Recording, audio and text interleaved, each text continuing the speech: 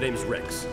She'll call me Captain. What if I told you that the Republic was now under the control of the Dark Lord of the Sith?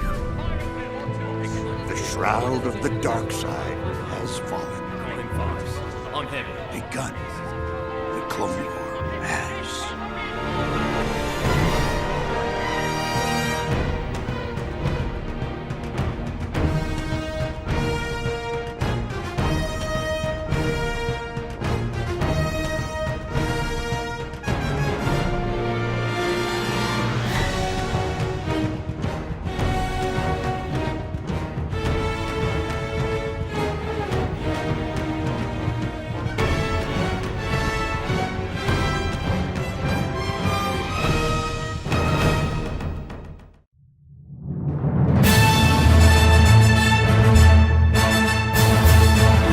Listening to The World Between Worlds, a Star Wars podcast where four Star Wars fans and film enthusiasts are marathoning all of Star Wars, leading right up to Episode 9 next year. If you are joining us for the first time, you picked probably the weirdest week we're gonna have because it's lots of random things happening, lots of connections to previous arcs and previous episodes so far. But of course, we're gonna go in, make those connections for you, and rapid pace because this is 5 episodes that we really don't want to talk about. Yes, so my name is Yates. My name is Earl. My name is Jordan. My name is actually Keats. And we're going to talk about Star Wars. This week talk about Season 3, Episode 2, Arc Troopers, Season 3, Episode 4, Sphere of Influence, Season 3, Episode 8, Evil Plans, Season 1, Episode 22, Hostage Crisis, and Season 3, Episode 9, Hunt for Ziro. And so Time jump. Throwback Thursday. Time jump. So, which do you prefer? Time cop. Watto with a hat or without a hat? It's a good question. I think Watto with the hat just adds a little more flavor. More so than the hat, honestly, is the scruff. I think.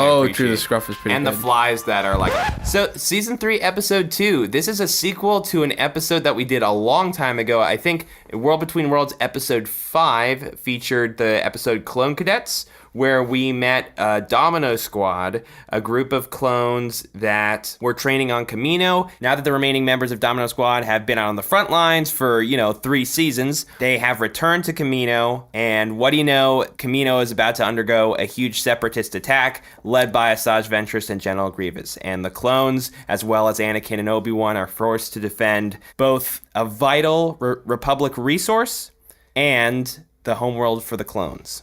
Yeah, I believe that one of the clones at one point says that, if the Separatists win, we'll probably lose the war. Well, yeah, because the whole point is them trying to get the DNA of Jango Fett. Yeah, exactly. And I think we've said this, many times before, but every time there's, a major tip the scales battle, they just completely sweep it under the rug. This is if they lost this battle, they would be in the garbage. Well, I mean, I think we said that for rookies, where also what's at stake is Kamino, where That's true. Yeah. Every time there's a huge battle, it's just always Obi-Wan and Anakin there. I just want to see someone else, for the love of God. Well, Shakti had 2 lines, okay? Oh, yeah, thanks, George. Well, I feel like we should probably talk about 99, who is a character that was established in the Clone Cadets arc. And, he's a character that essentially, has a disability. He's a clone character that, vague sci-fi exposition, something went wrong in the cloning process, and he's delegated to a lesser position in life as a maintenance clone. But he always wants to help out. And, we had a really great emotional connection, one of the few in this episode. The clone trooper Heavy in the previous arc had given him his medal. We are a team. All of us, 99. The Army's lucky to have a clone like you, Heavy. Not as lucky as I am to have a brother like you. Well, this is goodbye, I guess. Heavy ships out, and 99 stays here. We'll see each other again. I mean, how else am I supposed to get this back from you? And then, Fives and Echo return from the front lines, and that's when 99 finds out that Heavy's dead and he can't give him back his medal. Clone Cadets, I didn't love Clone Cadets, but there's a lot of interesting stuff in there, and one thing that grounded it was we had 5 main characters that were very identifiable. They carried you through the story. This episode, I don't think had a main character. It sort of was just, So much going on. There was a lot going on, and it just cut back and forth between all the different characters. I really was actually, after I watched Clone Cadets, I was genuinely looking forward to this episode. And instead, it follows up on the plot threads from Clone Cadets, but it does not really deliver in a continuation because Fives and Echo are really not at the forefront. And 99 really isn't at the forefront either. I enjoyed the action scenes. I mean, I like the scene with Fives and Echo when they were just on the balcony, just shooting thousands of aqua droids that were coming. I thought that was cool. Yeah. I wish they stayed there rather than go to the locker room and fight 10 droids. Yeah, that would have been more. That made no sense to me. Yeah, it's There's thousands of aqua droids. Let's go to the locker room and fight 10 regular droids. Oh, Well, weren't they running low on ammo though? Was that the reason? I guess the implication overall, I think, is that Yeah, but 99 came with fucking 10 guns. Yeah, I want to talk about 99 because spoiler, he dies. I'm a soldier, like you! This is what I was bred for.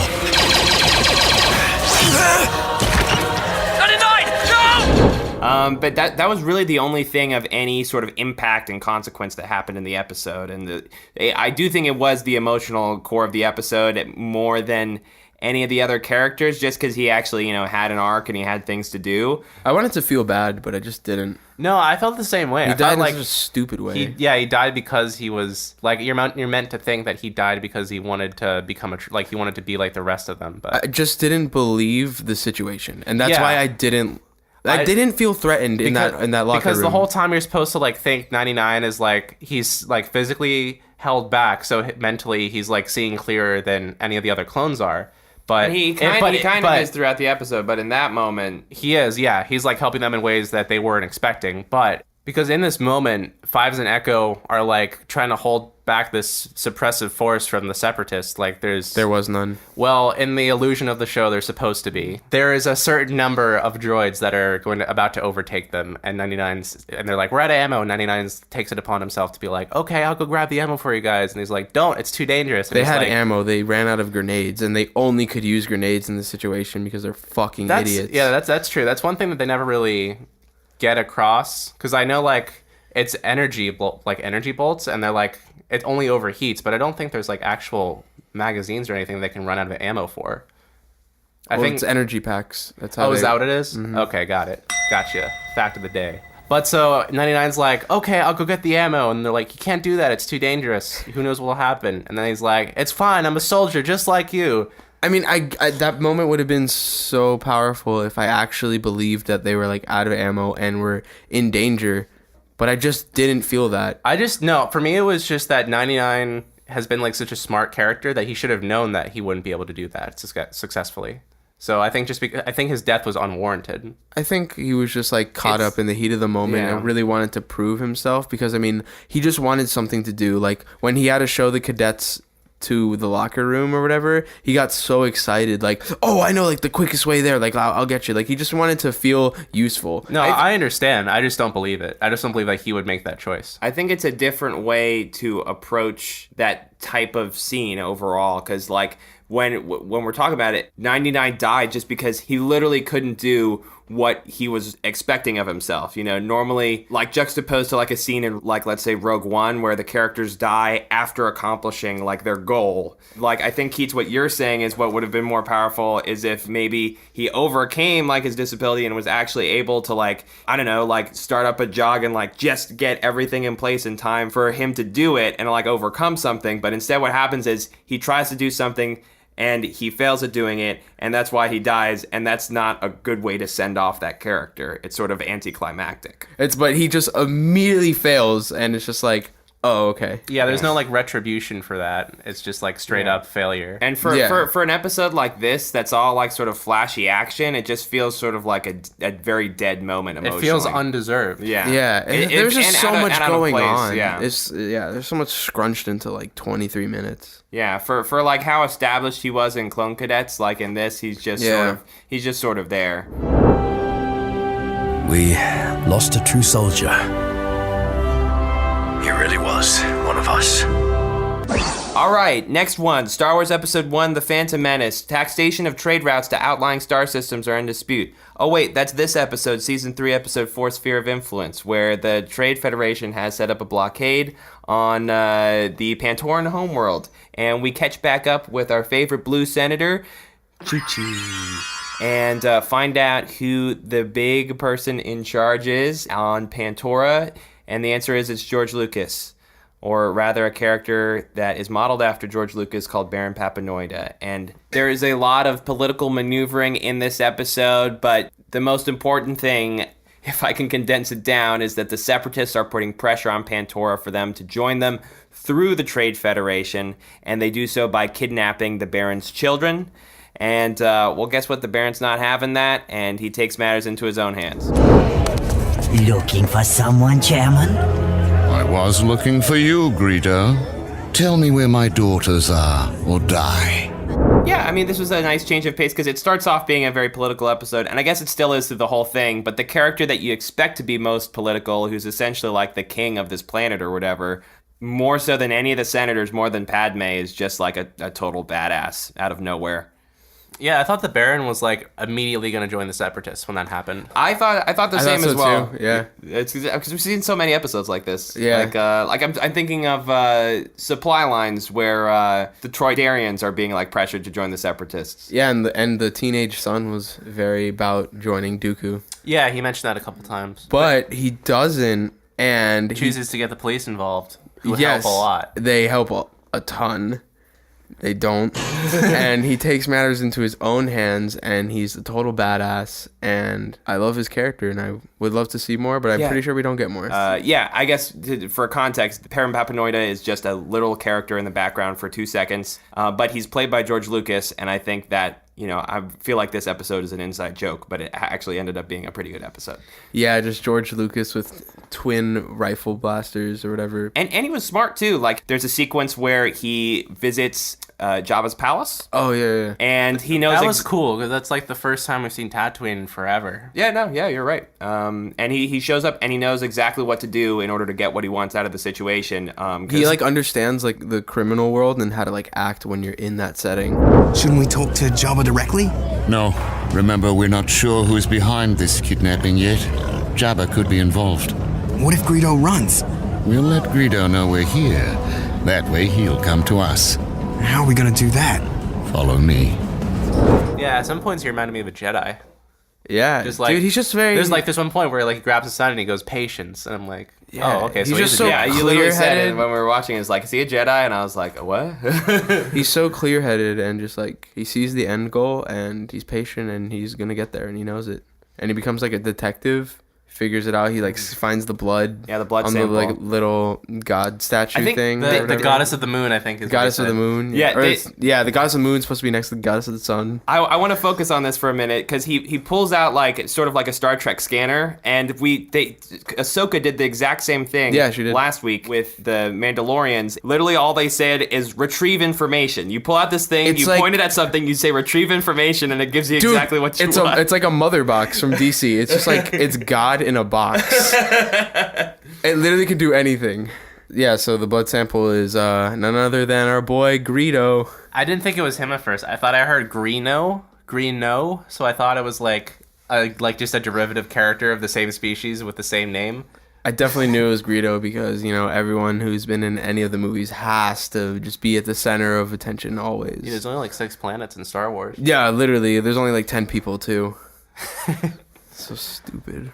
And everyone is everyone's brother or father. New characters, please. It was fine. Forever many like new characters that they do introduce. So annoying. Like I liked how Greedo was just basically like a total wimp in this episode. That's what I liked. He's just sort of like the skeevy guy that lives in the back alleys and he's like probably the lowest level enforcer in Jabba's gang, and he wants to show off, but you know, if it comes down to like his life or someone else's, he's like, okay, you know, he walks back into that bar and basically like gives the Baron everything and then runs out the door. Yeah. All that was leading up to a gunfight in the classic A New Hope cantina. Was it the same cantina? I'm pretty sure it's supposed to be. Oh, so annoying. We don't know that. We don't know that. I'm pretty sure it's confirmed. We don't know that. It's a different bartender. No, wait, it's a different bartender. That's true. I think there is literally a story that explains I think in From a Certain Point of View, actually, there's a story from the bartender's point of view, and the bartender talks about buying it from the guy that's in this episode. Oh, he might have, actually. Yeah. Now that's coming back to me. Oh my god, there's only 5 places in Star Wars. There's only 10 people. Well, to be fair, it's like you want to try and run as many bars out of the city as you can. Yeah. It's like the best bar in town. And they go back to this bar as well. Well, presumably this is the bar that Jabba's enforcers go to. That's it. Han's there, Greedo's there. This is Jabba's, this is where his Those goons 2 go. goth chicks are there. Okay, now you're justifying it for me, like we always do. Yeah, well, just fight me on it. That's what I'm going to do each time. Y'all just going to have to deal with it. All of this culminating in a really nice shootout with Baron Papanoida and, all the goons that are in the cantina. I thought this was fun. It was just a really fun, saloon shootout. It was short, sweet, to the point, and Baron Papanoida was a badass. I agree. It kind of bugged me, though. This is like a Jordan nitpick, though, but it kind of bugged me that, Baron Papanoida and his son and his 2 daughters were better fighters than all of Jabba's enforcers in that bar. But it's just a nitpick. It's fine. You believe it, man, because how badass he is. I believe Baron, but his kids too. Come on. Also, Constable Chochi or whatever, he was a total dick. So maybe they're just a whole planet of militant dicks, and we should not even like them at all. But we don't know. Ahsoka and Chi-Chi are paired together for this episode, which I liked. For the most part. Yeah, it was just cool to see Chi-Chi being paired alongside a Jedi. Their mission overall is kind of not incredibly exciting. I like Chi-Chi as a character. I would be excited for more Chi-Chi stuff if they ever decided to do that. But I think she's coming up in the next week's group of episodes that we're going to talk about as well. I would be more excited to get more episodes like Trespass, where she's a lot more focused into politics, where I'm not really that excited by any spy missions anymore. I just want to hear them talk about trade routes, honestly. That's interesting. Would this episode have been better if it was just about... No, because the best part of this episode was Baron Papanoida shooting guns. So no, in some cases, though, there are some episodes where it's would I have rather had all these characters just sitting in a room and talking about the stuff that they're talking about rather than have all this action? Sometimes the answer is yes. In this case, I think the strongest part of the episode was just Baron Papanoida shooting his guns, because the actual plot is... Again, I made the joke at the beginning. It's pretty much the Phantom Menace again. Evil Plans is an episode primarily from the droid's point of view. It starts off where Padme needs... I'm cutting you off. They need fruit for a cake. Boom, that's it. Yeah, this reminds me a lot of... There's one episode of Rebels you hate with a passion, and I think it's the 2nd or 3rd episode of the series. Is it the Mei Lu Run episode? Yeah, and this kind of reminded me of that. And also, the 2nd or 3rd episode of Resistance is a Mei Lu Run episode too. Oh my god. You didn't catch that? No, I didn't catch that. Wow. Yeah, you're right. I mean, I'm not gonna lie, all these fruits look really good and I want to eat them. And I hope they have replicas of them at the Star Wars land. Dude, they will. I'm so excited. Dude, yeah, real Mei Lu runs. Holy shit, that's gonna be What do you fire. think they're gonna taste like? Dude, do you think Disney is creating their own bioengineered fruits? Dude, that would be so fucking sick. And that they're planting them on the on the King Julian farm that we get to visit. People are growing beef from cell culture. Well, not even the Heim the Beyond Impossible Burger or whatever. They're actually just growing limbs of cows from cell cultures, and then using that as meat. People are saying that's what the future of meat consumption is going to be like. Dude, what the fuck? Dude, but if they... Are we even on Earth anymore? Dude, if Disney goes fucking in there, dude, then we can grow a fucking Gundark face and eat it. That's why Kathleen Kennedy is still in her position, because she has all of the plans for that, and they put all the money into building the Gundark face. Guys, we can't fire her. She has the Gundark plans. The Gundark plan. If we don't have that, we don't have anything for the Disney attractions. What are we gonna do? Have we even talked about Evil Plans yet? No, we haven't. We said Mei Lu Run, and that would let us here. Oh yeah. So they're getting the cake. Yeah. It should be a simple mission, but it is not. And specifically C-3PO and R2 are targeted by Cad Bane to retrieve data from either C-3PO or R2-D2. His head's totally empty of any information useful to us. Empty, I protest. I am fluent in over 6 million forms of communication. I have extensive programming in the correct methods. Ain't that great? A brainless droid. Worthless. Hilarity sometimes ensues. And the episode sets up the rest of this arc, which I didn't really even know this was going to be like a huge arc, but it actually is. These 3 episodes are pretty. The next 3 episodes are pretty closely tied together. I have a Jordan nitpick that I want to talk about. Like, how did Cad Bane know that C-3PO was going to be roaming the streets of Coruscant? How the heck would he know that? I literally rolled my eyes. He was like having his binoculars ready. That's the one we're looking for. Waiting for C-3PO to roam the streets. All of Coruscant, which is like this huge planet, but of course they're just in the same area because there's only 5 places in all of Star Wars. I'm just complaining a lot today. I thought you were going to say, like, your nitpick is that this episode was useless. Yeah, I mean, it is useless. I don't like droids. Yeah, I like this episode, though. C-3PO is pretty hilarious when he's being taken advantage of from that one guy. And they kidnap C-3PO, try to torture him for information, or I guess it's like the blueprints of like the whole Senate chamber, or like the whole building. Yeah, for the infiltration later in the episode. But yeah, I mean, I thought the best part of the episode is the R2's side mission. Yeah, R2's little vacation getaway at the spa, intercut with C-3PO being grievously tortured by Cad Bane.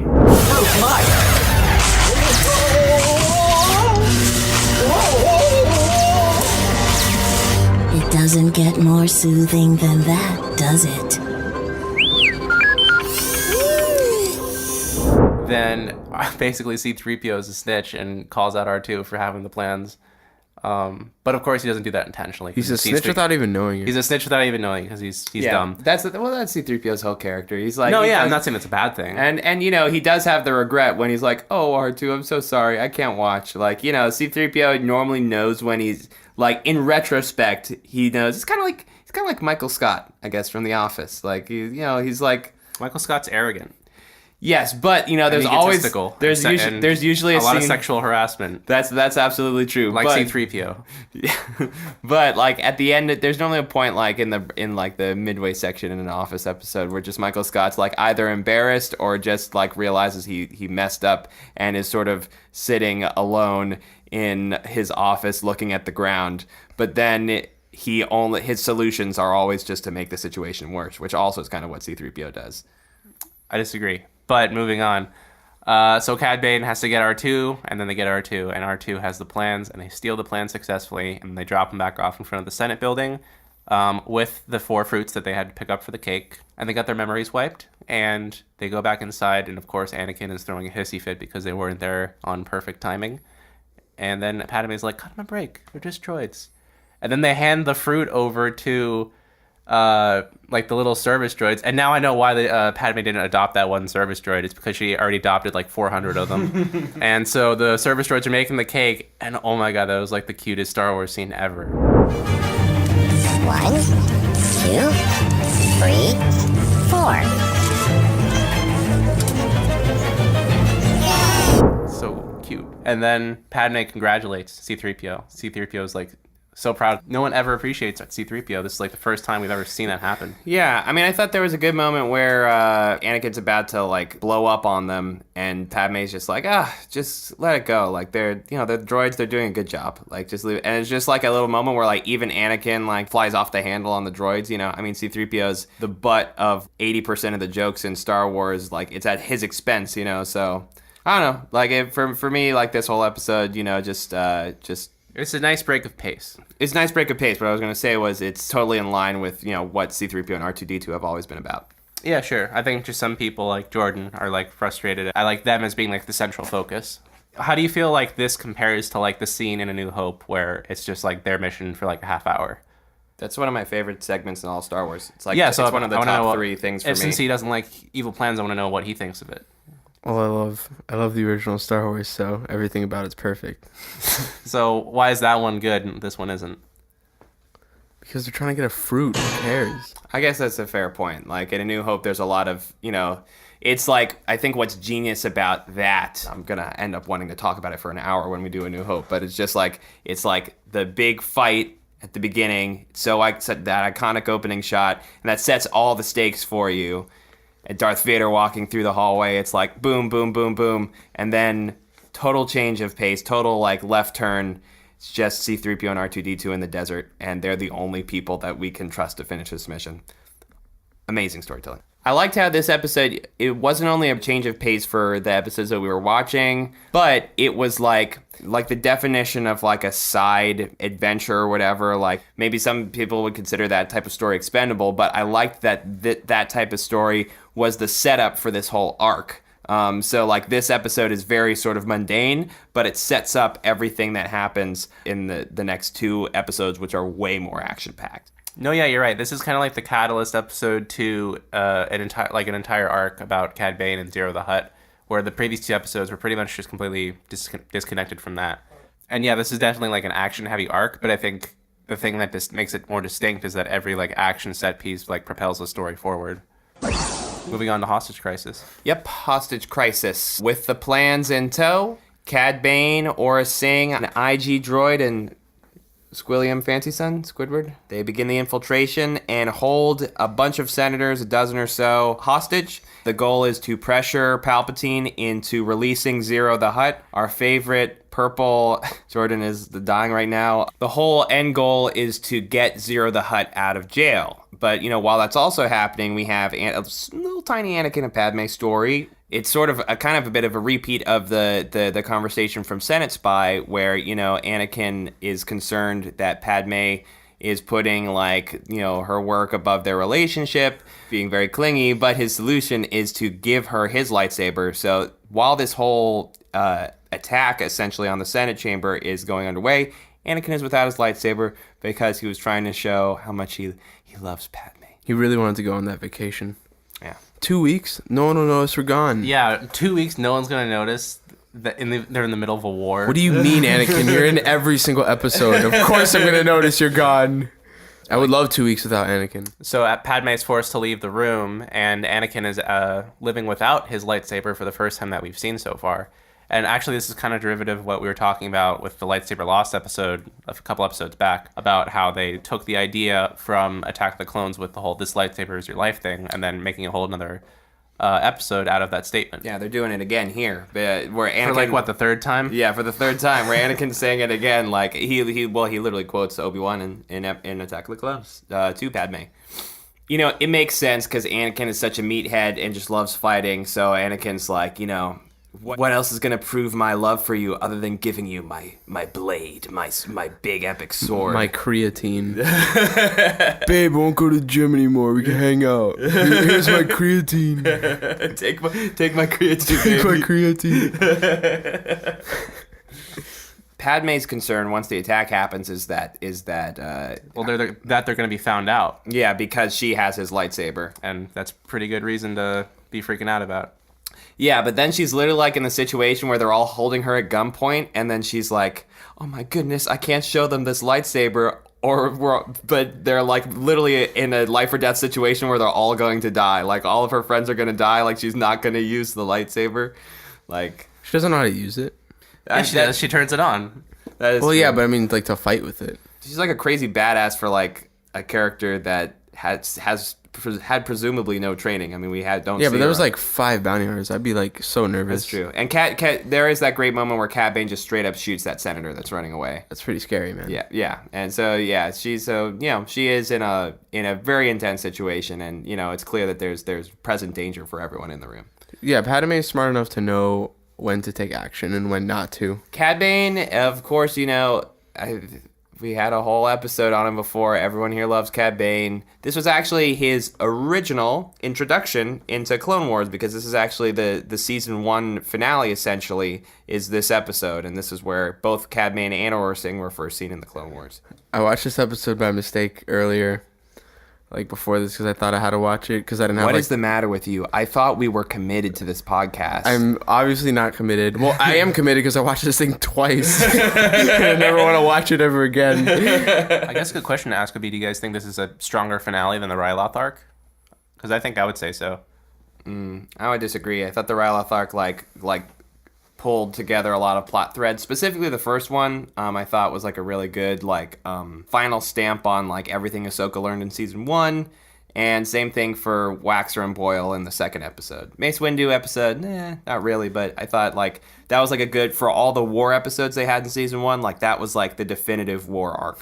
And I feel like this is just another like... Yeah, this feels more like a season 2 premiere, if anything. Yeah, I would agree with that, where all the bounty hunters are in and now. And it's... But yeah, Aura Singh doesn't even have any lines.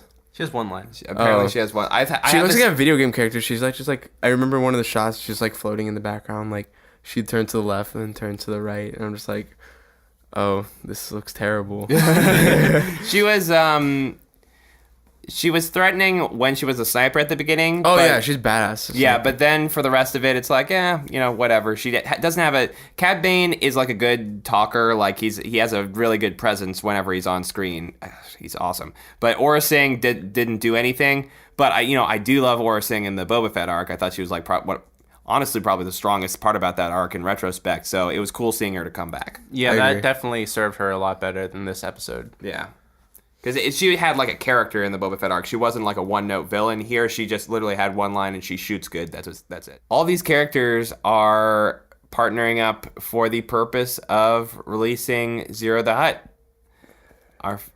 Jordan's favorite character. Jordan's favorite character. I hate Ziro the Hutt so much. I think he's kind of funny.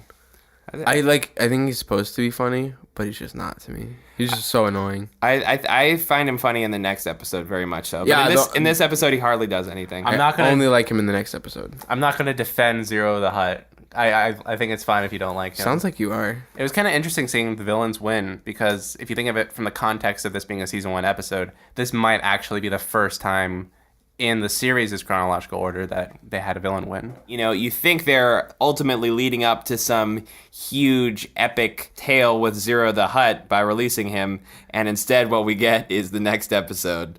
Hunt for Ziro. Yes, Hunt for Ziro is super cool, but it is mainly super weird. And let's get into it. So Ziro the Hutt has been successfully broken out and goes back to the Hutt homeworld of Nal Hutta, where he is reunited with his lost flame, Sai Snoodles. Ziro, honey, my true love, what happened to you? I thought you were coming back for me. I waited so long. I thought you didn't love me anymore. Because of the information that Ziro the Hutt has, which is ultimately the reason that Jabba and the Hutt cartel had broken him out, Ziro is kept in prison where he can't do any harm. But, Sai goes and breaks him out. And the two lovers, and they go on a lovely little misadventure throughout Nal Hutta. And it's pretty lucky that she broke him out, because the Jedi come looking for him right after. Yes, and so the Jedi are also, reacting to the events of Hostage Crisis, and Obi-Wan is sent on a mission alongside EU fave Quinlan Vos. Quinlan Vos. Quinlan Vos is a character from the comics, from the old Expanded Universe comics, that was put into this, just like Aayla Secura was put into the Clone Wars. And, they're sort of, Obi-Wan and Quinlan Vos are a sort of mispaired match. And in addition to Cad Bane, sort of all three of these parties are sort of circling around each other to try and get to either Ziro to bring him back to jail, or to get to the Hutt, documents that are so valuable. And, when I say it, it sounds, I guess, sort of like a weird, twisted crime thriller kind of deal. But it's not. It is super weird, and there's so much to get into with this episode. And, man, why do we waste so much time talking about the other ones? Because there's so much to talk about in this that we're not going to have time to talk about. It's so good. I can't stress that enough. Yeah, it's definitely one of my favorites. This is one episode, I think I had problems with it the first time I watched it, because I knew this was the only episode that Quinlan Vos was in. But then I ended up getting, like, basically a Sai Snoodles origin story. And I was like, what was this episode? And then it's one that every time I rewatch it, and I've rewatched it a couple times, maybe probably more than a lot of episodes, probably like 4 or 5 times I've seen this episode now. And every time I watch it, I think it gets better. The B story, which is Obi-Wan teaming up with Quinlan Vos, classic sort of a mismatched buddy cop type of story where Obi-Wan, who we all know is our favorite by the books goody two-shoes Jedi character, is paired with... Hey, Commander, looking good? Kenobi, you look worse for wear. How's temple life? Good to see you too. Yes, well, if you could tell time half as well as you could stick a landing, we wouldn't be behind schedule now, would we? Well, that's your opinion, man. They're butting heads, but, they ultimately end up working pretty well together. Because Quinlan Vos is a good Jedi. Yeah, Quinlan Vos is good at his job, and even though Obi-Wan doesn't get along with him in terms of Quinlan Vos's methodology, good job done to get it right. I liked Quinlan Vos more than Obi-Wan in this. Yeah, Quinlan Vos was fun, and he he's a little bit different than the comics interpretation. But one thing that's essential from the comics is that Quinlan Vos comes from a planet that also sort of has the species sort of has innate sort of supernatural or force abilities, particularly like a force empath, which is the ability to recall memories from any object or like a emotion. So Quinlan Vos uses that particularly for like his tracking abilities, and so Quinlan Vos is basically like the master tracker of the Jedi Order, and he's also a rough and tumble kind of dude. So he's pretty familiar with like the criminal underworld in that way, and can handle being around, he can handle the room when he walks in and there's a bunch of big shot gangsters, where Obi-Wan might, give them a little sass. Quinlan Vos actually knows how to talk to those people and feel authentic. So how does that effect work? How does that force ability work if you're not force sensitive? Well, I think you could consider it as like they are force sensitive, but it's like the way that their biology expresses it is through like that specific power, I think. So, like, that species is inherently force sensitive. Yeah, well, I don't think it's inherently force sensitive. I don't think everyone born has that power, but it's like a special power on that planet that, particularly Quinlan Vos and his family, who I think they're all kind of like witch doctors, kind of at least from a design angle. That's what they look like. I really like Quinlan Vos. Yeah, I don't think Quinlan Vos is all the hype that you guys are making him out to be. At least, like, from what I know of this episode, a little bit about the Dark Disciple book from what I've researched, and also I read half the comic that he was introduced in, and honestly I thought that comic was really boring. I thought this episode he was probably at his peak in this episode, but also he's sometimes just kind of like an ignorant hippie, and I didn't really think he was likable. I didn't think he was likable. Well, yeah, and I think a lot of fans don't like Quinlan Vos's portrayal in this episode because he's really not like a hippie in the comics. He's sort of like a tragic, tortured character. Yeah, he says man. He's like, yo, what's up, man? Yeah, I mean, he quotes Big Lebowski. It's the dude. He literally says, well, that's like your opinion, man. And he doesn't even do it in a clever way. He just says it off the top of his head. Yeah. But yeah, I mean, Quinlan Vos in the original EU comics, which, George Lucas particularly grabbed Quinlan Vos from the comics and always liked. I think it's one of the only stories that George Lucas is on the record as saying that he likes from the EU is the Quinlan Vos stories. And that's where he also took Aayla Secura and put her in Attack of the Clones. And he was going to put Quinlan Vos in Revenge of the Sith, but he just ran out of time. Quinlan was Aayla Secura's master, right? Or was it the other way around? Yeah. That's another thing. That's a great point to bring up. Yeah, Quinlan Vos is Aayla Secura's master. There you go. Okay. I haven't read those books in forever. Canonically? Yes, canonically. He's Aayla Secura's Dark Disciple or something like that? Yes. Interesting. Yes, and Aayla Secura has the scene in where she's essentially referencing the moments from the comics. She has a scene with Ahsoka is like, you can feel very close to your master, but then when things go wrong, you need to like put others above yourself. Where they're in a situation where Quinlan Vos is very dangerous and is always being tempted by the dark side, and Aayla Secura had to experience that with him. I mean, yeah, I disagree with you, Keats. I really think his old EU comics, those are probably some of the better Star Wars stories I've read. I'm a huge fan of them. I can't recommend them enough. So Cy Snoodles is introduced, and flashback to anyone who doesn't know an obscure Star Wars character is that... How do you not know Cy Snoodles? Cy Snoodles was... I think everyone knows Cy Snoodles, honestly. Everyone knows Cy Snoodles, but no one... But I feel like a lot of people might not know Cy Snoodles' name, or at least casual fans might not know Cy Snoodles' name. But she is the singer at Jabba's Barge in Return of the Jedi. Hot take. I love that song that Cy Snoodles sings in the Return of the Jedi Special Edition. Yeah, I like it too. Boogie day. Everyone hates that song. Boogie day. Yeah, I know. Well, it's become a meme, so I think it's sort of like... acceptable? Yeah, it's acceptable. But in an ironic context. I like it in like in a serious context. I mean, it is almost no different than this scene. The difference is like... This song is way better. And just like that whole scene of the dance number and them being like at that club just like felt like a gangster movie, and I love gangster movies. I know you guys don't really like gangster movies. I hate gangster movies. Yeah, I really don't like gangster You guys are movies. crazy. Except for Solo. But yeah, just like because they're always hanging out at, like a certain like restaurant or bar, and there's always like a dance number, like some singing, and then just like them all like around that table. I mean, they just all look like gangsters. Yeah, I mean, I think this awesome. I think this is just an episode where like they are gangsters. Yeah, they are gangsters, and they're like literally called a cartel. So it's like, but I think this is an episode where all the details really matter. You know, sometimes it's just like, you know, you're in an episode where like, oh, you know, they're using this bounty, like Aura Singh. Like Aura Singh didn't have to be in the last episode. She was just there. She didn't add anything to the story other than like a little bit of extra threat. In this episode, every character and choice is so deliberate. It either creates an atmosphere or, you know, it propels the story forward, or, you know, it brings us closer to the world. And, you know, all of the Slice Noodles introduction and everything, and having the Hutts all together, it's all set up to get to the emotional heart of this episode, which is Ziro the Hutt and the Slice Noodles love story, which is awesome. It's awesome. It's like gross, but I love it. It's so gross. But yeah, when they kiss. What do they want with you? Why would they do this? As hard as it is to confess this to you, Snooty, I'm not a perfect Hutt. I don't care what you've done or why they want to hurt you. I only care about us being together forever. You really mean that? From the bottom of my fluid sac.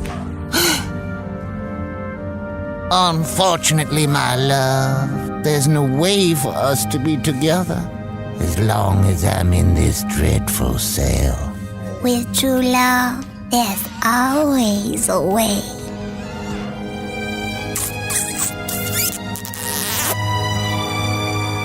It's a love story where both of these characters are gross, and also they're both like sort of would have been like classical creature effects. Like I can imagine that relationship working as like a Jim Henson like Dark Crystal, like two Muppet characters like in some weird 80s creature effects movie, because that's what essentially they are. I mean, Slice Noodles and Jabba the Hutt were like puppet controlled effects in Return of the Jedi, and here those two characters have a love story, or Ziro the Hutt, not Jabba, but you know, it's the same design essentially. I get what you're saying. Yeah, I mean, the quote at the beginning of the episode is like, love comes in all shapes and sizes. It does indeed. It does indeed.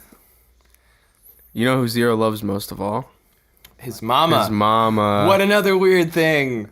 And mama is covered in starfish. I think she's like officially my favorite new character Clone Wars has added to the Star Wars continuity. Oh, smells like somebody died here. Break in my house, will you, smart guy? 1,000 pardons, madam. He hasn't mastered the concept of knocking. For that, I apologize. I got trouble for you too, Mr. Fancy Pants. No need. We're not here to harm you. Can you name a better character? I'm not being sarcastic. I'm actually serious.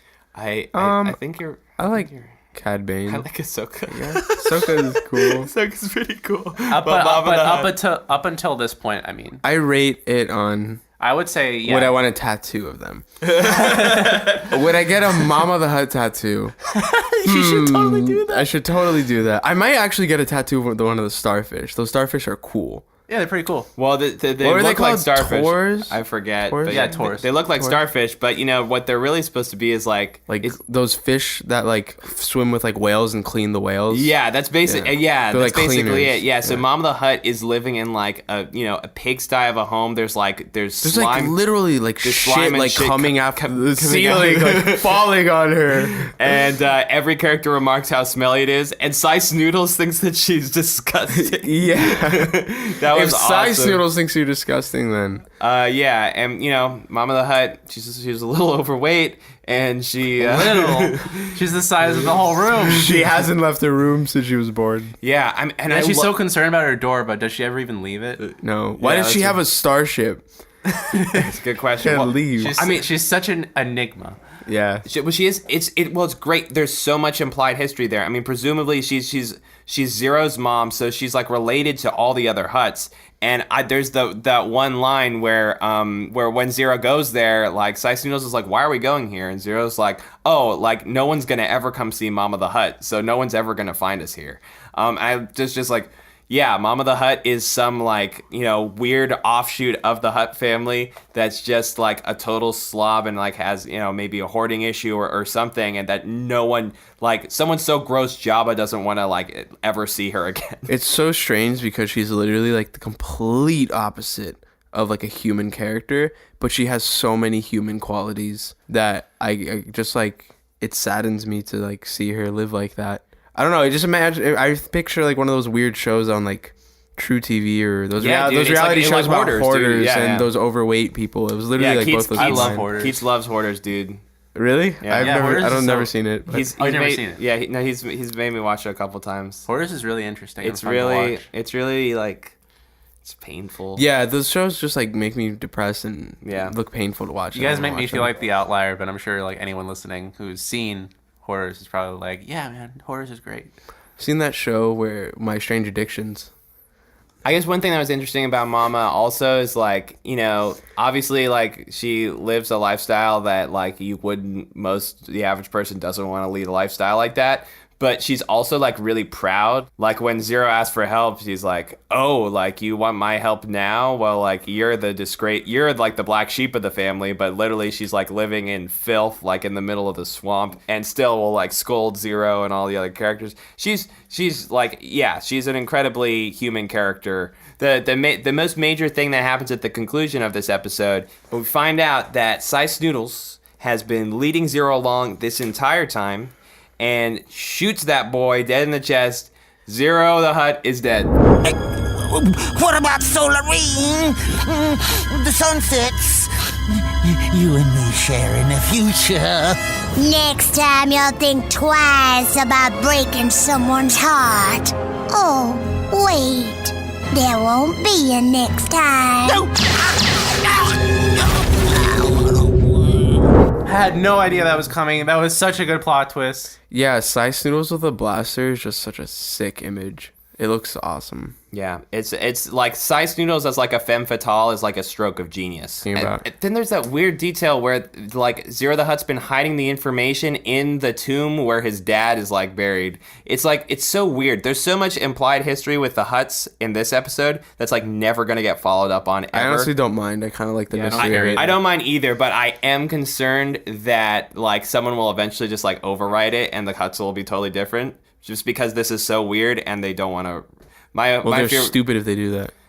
Yeah, because this was crazy good and weird and lovely. But yeah, so Ziro the Hutt's dead. He was one of the villains in the Clone Wars movie. So we're tying up loose ends. We only have 4 more seasons to go, guys. I'm happy he's dead. And it was kind of interesting turn of events because the whole time you're expecting either Cad Bane to kill Ziro or you're expecting Cad Bane to capture Ziro or you're expecting Obi-Wan to capture Ziro. And it's neither result. So this is a good question. Does Ziro actually love Slice Noodles, or was Ziro just like playing along and thought Slice Noodles was like like an airhead or something? Because there's that scene at the beginning. Yes, I know what you're talking about. I think he's just a bad Hutt.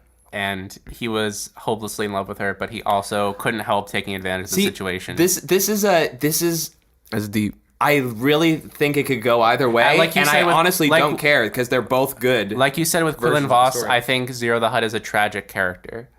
Yeah, he is. I mean that when he dies, he's pretty upset. He's pretty upset that he's been. The sun sets. Like they're holding hands. Yeah, like I think he's genuinely hurt.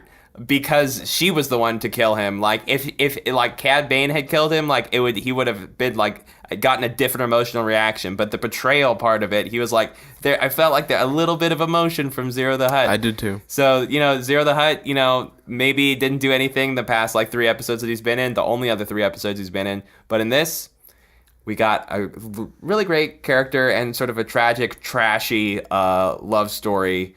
White trash love story. That's basically what it was, because they're pretty much alluding to. Everything sort of calls back to like the Deep South, like the swampy, marshy Nal Hutta planet, and everyone kind of has like Louisiana accents or Alabama accents. Even Cad Bane has New Orleans accent. Dude, I'm so glad I'm not white trash, man. Dude, I mean, Mama reminds me of the mom from What's Eating Gilbert Grape. Oh yes. That's what I've always thought about 100%. whenever I think of Mama. I never thought of that. God, I'm so stupid.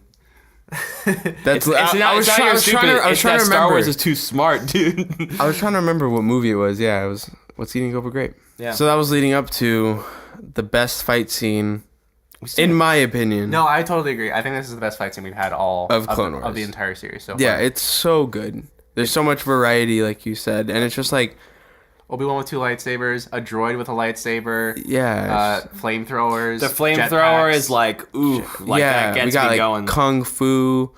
We got the twisty ball things that wrap around people's feet. Yeah, the way the landscape is like lined out, it calls for force jumps constantly. Yes. So you don't have that issue honestly, that you have, which is like the whole like Jedi never using the force when they really could because they're constantly using it all the time. There's very little lightsaber action in this. There's we got almost fist none. fights. Yeah, it's mainly fist fights, and half of the fighting I want to say is in the air. Like, to your credit, talking about doing all the force jumping, and not to mention Cad Bane is using like all the tools in his arsenal in order to combat the Jedi and their force powers. The part that shocked me was when he like lost both of his blasters and he still had like blasters tucked under his sleeves to shoot. I think those were like razors or something. Like, I think those were like, they weren't like blasters. It was like a dart or something. I just mean like it's crazy like he still had weapons without weapons. And he had the electrifying like. Yeah, we've seen that a lot, but it's still like so cool to watch. I think my favorite shot was the one where Quinlan Vos force jumped and was like punching Cad Bane in the air. Yeah, that was great. That was awesome. That was great. I love the really kinetic shot of where Cad Bane is using his flamethrower but he's also flying, and Quinlan Vos is like doing backflips away, and the camera is moving. So I think it's parallax when like all these different images in the frame are moving at the same time, but it feels like epic, and it feels super controlled and intentional, and just super cool. The camera work is beautiful. It's great. My favorite shot in the fight scene was when Toto is about to stab Obi-Wan in the back with a lightsaber, and then he quickly force pushes him forward. And then he just disappears into the clouds. Clouds. It's real. Like, we all had different answers to what our favorite part of the action scene was. That's how much variety there was. These episodes were like kind of all over the place, like in terms of quality, in terms of the style, in terms of the content overall. Yeah, I didn't regret watching any particular episode, but I had some frustrations with some episodes, none with others. Hunt for Ziro made up for the whole damn thing, so I'm happy. Jordan, what are your thoughts? Loved Hunt for Ziro. I think I might like it more than the Mandalore arc. It's Pablo Hidalgo's favorite Clone Wars episode. I definitely think it's my favorite. Yeah, you know me, I don't like droid and fruit episodes, so this was like both of those combined, so it was painful for me. The other episode I watched already, so I was like, I don't want to watch this again, and my internet wouldn't load. Sphere of Influence, Baron Papanoida was good. I love that episode because I love Baron Papanoida. All his scenes are great. And the first episode was just, I can't even remember what it was. Keats, what are your thoughts? What is the first episode? It was the ARC Troopers. Oh, ARC Troopers I had very fond memories of because I remember really loving the battles in it. And so all the ships and all the droids were really unique and cool. But then when it came down to it, I was really looking for more of a story drive, and it didn't really do anything for me there. So I really didn't like that episode. And then Sphere of Influence was kind of just like decent, but I don't really want to watch that ever again. And Evil Plans it met my expectations. It was a droid episode, and I love it when they kind of just derail like the story for a bit, and then they just kind of have fun with the characters that they have. And so I think I liked that episode more than everyone here. Or did you like that episode? Yeah, I know, I liked Evil Plans. And Hostage Crisis I thought was pretty good overall, but I don't think I'll ever want to watch it again. And Hunt for Ziro I think I agree. I think it is my favorite so far, even more so than the Mandalore arc. It's the perfect like one bite like Clone Wars episode, like, because it works. It's like a fun-sized candy bar. Yes, it works totally as a standalone. You really don't need any of the other context, and most of the arcs are that way, to be honest. Where each episode in the arc like has a drastically different tone. Like you could watch Evo Plans, the droid episode, and it doesn't matter that they get the plans at the end. Really, you could just watch it if you want a C-3PO R2 adventure. But yeah, you just want to put on good Clone Wars, put on Hunt for Zero. It's great. Yeah, the Mandalore arc is like a quality Hershey's bar. It's like good every time you eat it, but then Hunt for Zero is like eating an entire Reese's peanut butter cup. It's like really satisfying when you eat it. Every time it's gonna taste really good. I don't like peanut butter in my candy. You're an idiot. Reese's is the best candy ever. Alrighty, next week we will be watching Season 3, Episode 10, Heroes from Both Sides, Season 3, Episode 11, Pursuit of Peace, and Season 2, Episode 15, Senate Murders, going back to Season 2 next week. Get ready. And then the week after that is our Halloween special. Spooktacular. It's going to be awesome. Stay tuned. This is Keats. This is Yates. This is Jordan. Fancy pants. May the Force be with you. Always.